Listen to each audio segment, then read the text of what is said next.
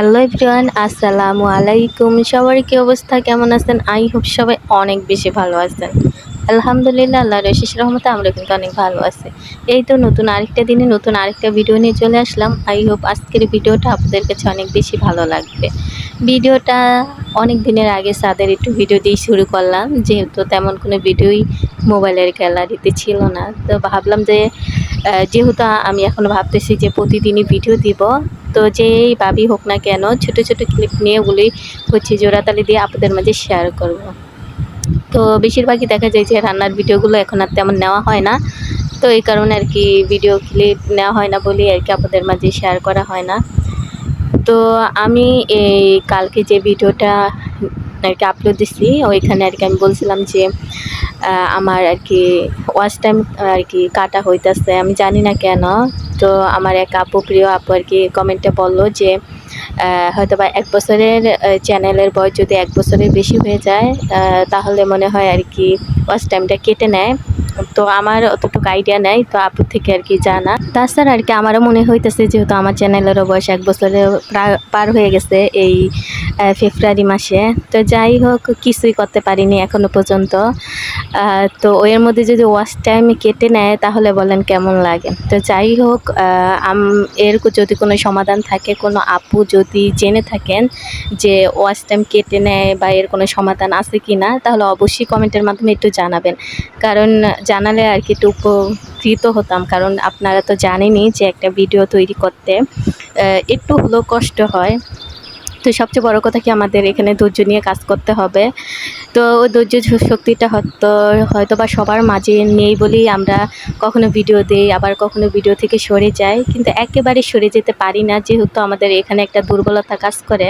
যেহেতু ভিডিও দিছি আর কি মায়া লাগে জিনিসটার আর কি, যে অনেক দিন ভিডিও না দিলে যে আসলে আমি যদি এতদিন ভিডিও দিতাম হয়তো বা কিছু করতে পারতাম, এই জিনিসটা আর কি আমি কাজ করে মাথায়। তো এরকম করতে করতে দেখা যায় যে এই দেওয়া হয়, এ দেওয়া হয় না। তো ওইয়ের মাঝখানে আর কি দোটানায় মাঝে মাঝে থাকতে হয়। তো যাই হোক, আমি এখন হচ্ছে রান্নার বিষয়ে একটু কথা বলে। আমি কিন্তু প্রথমে রুই মাছ দিয়ে আলু দিয়ে টমেটো দিয়ে একটু ঝোল করে রান্না করে নিছি।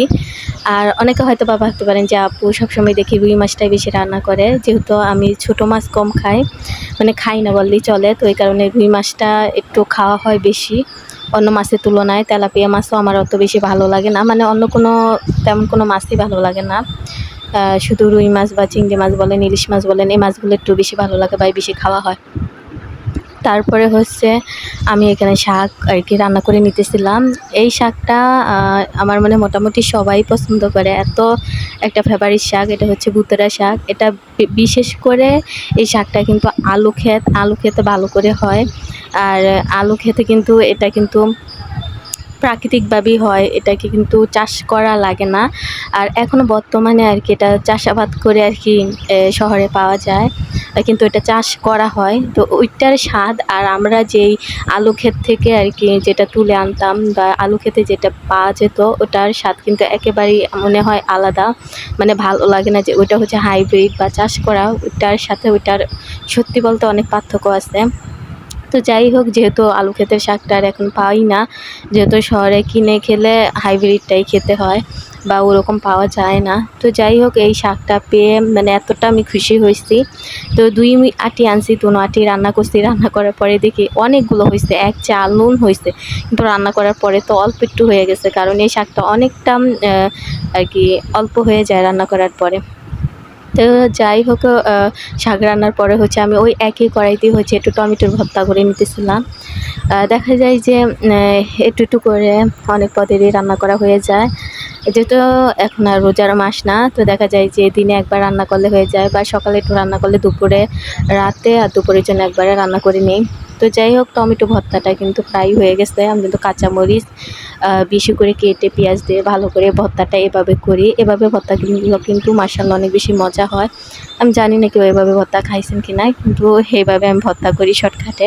আবার অনেক সময় সিদ্ধ করে তারপরে ভর্তা করি, যখন যেভাবে ভালো লাগে বা মনে হয় এভাবে ভর্তা করে খেতে ইচ্ছে করে ওইভাবে ভর্তা করি। তো যাই হোক, ভর্তাটা কিন্তু আমার মোটামুটি আর কি রান্না করা শেষ। আর সবচেয়ে বড় কথা কি, তো যেহেতু ভিডিও এখন মনে হয় চেষ্টা করব, বাকিটা আল্লাহ ভরসা, দেওয়ার চেষ্টা করব।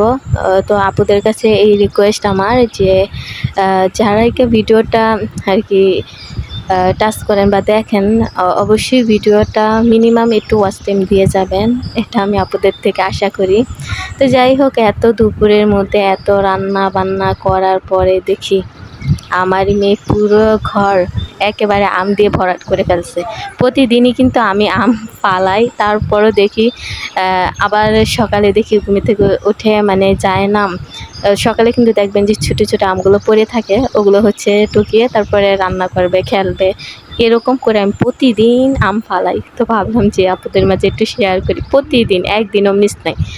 তো এই আমগুলো হচ্ছে আজকে টকাইছে, টকে আর কি আইনা আর কি আমাকে দেখাইতেছে যে আম্মু দেখো কি বড় বড় আম।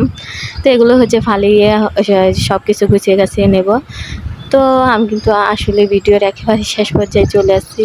অবশ্যই ভিডিওটা কেমন হয়েছে কমেন্টের মাধ্যমে জানাবেন। তো এই তো আজকের মতো এই পর্যন্ত, নতুন কোনো ভিডিওতে দেখা হবে। আল্লাহ হাফিজ।